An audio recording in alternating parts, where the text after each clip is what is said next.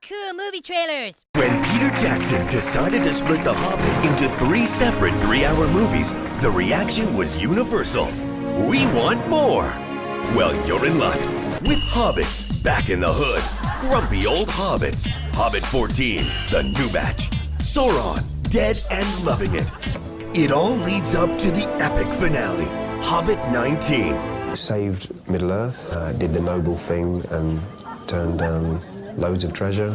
So the brave Hobbit Bilbo Baggins now works at a paper company. Hey. Dildo Baggins. And I drive a Jetta. In theaters July of 2028. Take your grandkids. This f***ing movie sucks. Now, fans have been clear about Amazon's Rings of Power. But despite Amazon's heavy losses, it appears Warner Studios is doubling down, not only with its soon-to-be-released War of the Rohirrim, Not listening.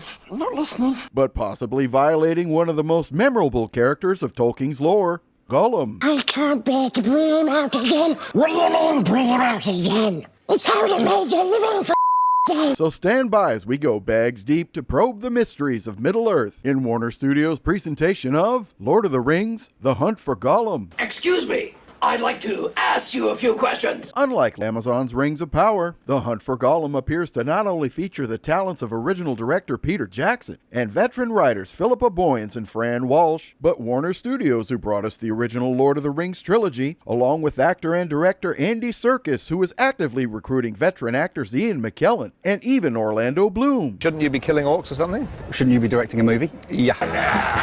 And while Peter Jackson will not be in charge of this project, and Andy Serkis has limited experience, I'm sure former director Peter Jackson and even his veteran cast members will more than keep his ego in check. Stupid fat with a turd. However, their previous commitment to adhere to the lore is highly in question, given their attempt to turn Tolkien's tales into feminist fantasy with War of the Rohirrim, focusing on the non-canonical female character of Hera, who Philippa Boyens declared would make the original girl power project easier to swallow. Who do you think you are, you f***ing hack? And for a man so devoted to preserving the lore in the original trilogy, as executive producer, how exactly did Philippa Boyens and Fran Walsh talk Peter Jackson into sanctioning these changes? You know, that's some mean pussy make a man change gods. And can we really trust Warner Studios, not only for its willingness to release War of the Rohirrim, but reportedly attempting to update its upcoming Harry Potter television series for a more modern audience? Dobby likes me.